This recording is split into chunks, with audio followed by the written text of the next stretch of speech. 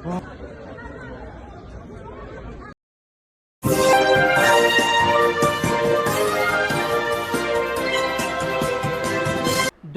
अभिव्यक्ति की आजादी के नाम पर स्वीडन की एक अदालत द्वारा यह फैसला लिया जाता है कि ठीक बकरी ईद के मौके पर कुरान जलाने की इजाजत दे दी जाती है। जी हां, स्वीडन सरकार द्वारा और स्वीडन की अदालत द्वारा जो फैसला लिया गया उससे पूरी दुनिया के मुसलमान जो हैं वो भड़के हुए दिखाई दिए, पर उससे ज्यादा ये स्क्रीन पर दिख रहे इस शख्स पर लोगों का गुस्सा फूट रहा है। जहां दुनिया भर के मुसलमान ईद उल अजहा के खास मौके का इंतजार करते हैं और इसी मौके को स्वीडन की अदालत द्वारा चुना जाता है कुरान शरीफ जलाने के लिए, जिसका वीडियो बाकायदा सामने आया है। पहले इस वीडियो पर नजर डाल लीजिए।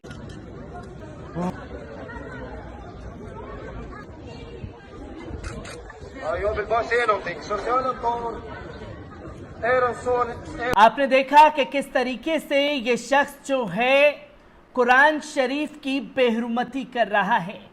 कुरान शरीफ के ऊपर पैर रखता है और पैर रख करके उसके ऊपर स्वीडन का झंडा लहराता हुआ दिखाई देता है और उसके बाद कुरान शरीफ को आग लगाता है। ये तस्वीर स्क्रीन पर बहुत कुछ बयां कर रही है, जहां लोगों का गुस्सा इसके ऊपर फूट रहा है और लोग खुल करके लिख रहे हैं ये वही शख्स है जिसने स्वीडन में मुसलमानों की कुरान को जलाया है।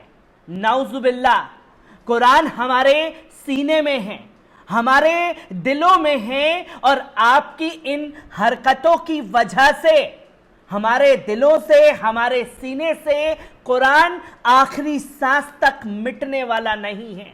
जो लोग कुरान को मिटाने की चाहत रख रहे हैं उन लोगों का अल्लाह के दरबार में हिसाब होगा और हमें सिर्फ उसका इंतजार है, जिसको लेकर के तुर्की की भी सख्त प्रतिक्रिया सामने आई है। और तुर्की ने यह साफ शब्दों में कहा है कि कुरान शरीफ को जलाए जाने का मौका ईद उल अजहा नहीं, बल्कि ये पूरी दुनिया के मुसलमानों को एकजुट हो करके इसके खिलाफ आवाज उठाने की जरूरत है। जो अभिव्यक्ति की आजादी के नाम पर दुनिया भर में नंगा नाच चल रहा है और इस्लामोफोबिया को बढ़ावा दिया जा रहा है। किस तरीके से तुर्की का बड़ा बयान सामने आया है, एक बार इस पूरी रिपोर्ट पर नजर डालते हैं। दोस्तों, स्वीडन की राजधानी स्टॉकहोम में बकरी ईद की छुट्टी के मौके पर कुछ प्रदर्शनकारियों ने इस्लाम की पवित्र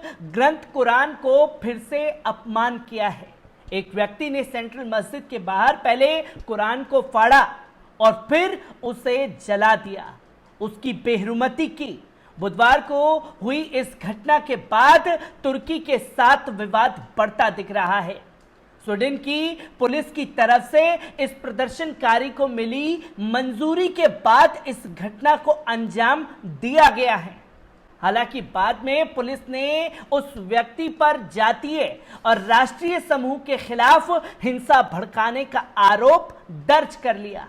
एक शख्स जिसका नाम सलमान मोमिका बताया जा रहा है, उसने इस घटना को अंजाम दिया।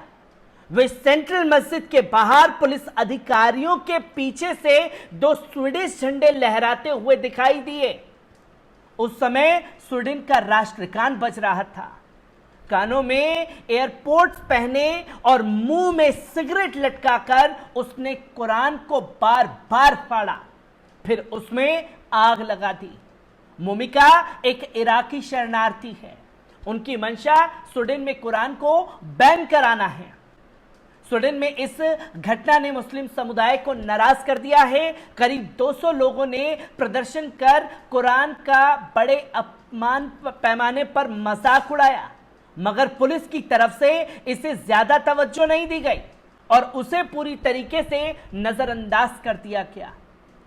देश में पिछले कुछ समय से इस्लाम के खिलाफ प्रदर्शन जारी है।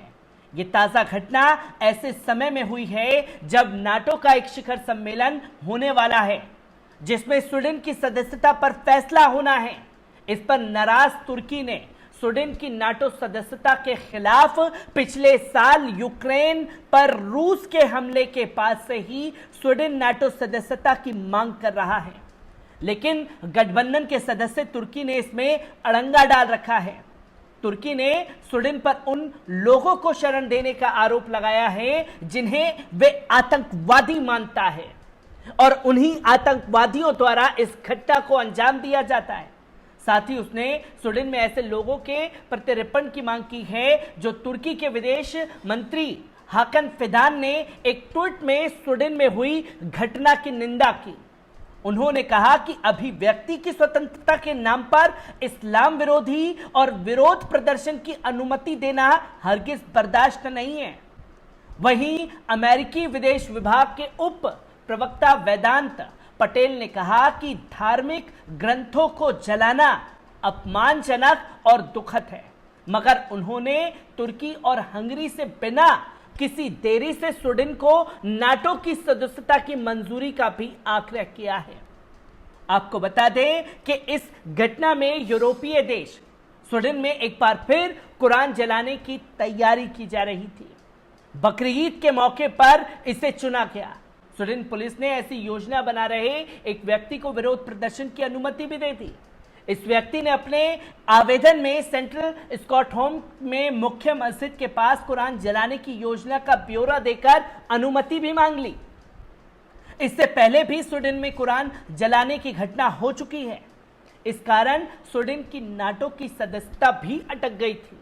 इसके बावजूद स्वीडन अभिव्यक्ति की आजादी और धार्मिक स्वतंत्रता की दलील दे रहा है, जिसमें TV4 की रिपोर्ट के अनुसार यह अनुमति उस व्यक्ति को दी गई है जिसने पहले भी स्वीडन की राजधानी में इराक के दूतावास के बाहर कुरान जलाने की अनुमति मांगी थी, लेकिन तब स्वीडन पुलिस ने उसकी अनुमति को अस्वीकार कर दिया था। इसके बाद उस व्यक्ति ने कोर्ट का दरवाजा खटखटाया था। कोर्ट की अनुमति के बाद पुलिस को मजबूरन विरोध प्रदर्शन की अनुमति देनी पड़ी है। अगर निर्धारित कार्यक्रम सेंट्रल स्कॉटहोम में सोडरमेल द्वीप पर मुख्य मस्जिद के बाहर होता है तो यह स्वीडन में अपनी तरह का पहला सार्वजनिक प्रदर्शन होगा। इससे पहले डेनिश, स्वीडिश और अतिवादियों ने जनवरी में स्कॉटहोम में तुर्की दूतावास के पास कुरान की पंक्तियों को जलाया था, जिसके बाद लोगों का रिएक्शन लगातार सामने आ रहा है और लोग खुल करके इसके बारे में लिखते हुए और बोलते हुए दिख रहे हैं, जहां उनका यह साफ तौर पर कहना है कि स्वीडन ने हमारे पवित्र कुरान को प्रदर्शन के दौरान जलाने की परमिशन दी है। कुरान पूरी दुनिया के मुसलमानों की पवित्र किताब है। इस पर तमाम देशों को एकजुट होकर के बोलना होगा। जिसके बाद मुसलमानों की कुरान को नाउजुबिल्लाह फेंका गया और जलाया गया। लोगों का गुस्सा इसको लेकर के लगातार फूटता हुआ दिखाई दे रहा है, जहां तुर्की ने साफ शब्दों में कहा है कि अब अगर खामोश बैठते हैं तो इससे बड़ा जुल्म इस्लाम पर कोई नहीं होगा, जहां इन घटनाओं को देखने के बावजूद भी मुसलमान कोई ठोस कदम इसके खिलाफ नहीं उठा रहे। और अब आने वाले समय में किस तरीके से अरब देशों की इस पर प्रतिक्रिया आना शुरू होगी, ये भी देखने वाली बात है। हर एक तस्वीर आपके साथ साझा करता रहूंगा। दीजिए इजाजत, शुक्रिया।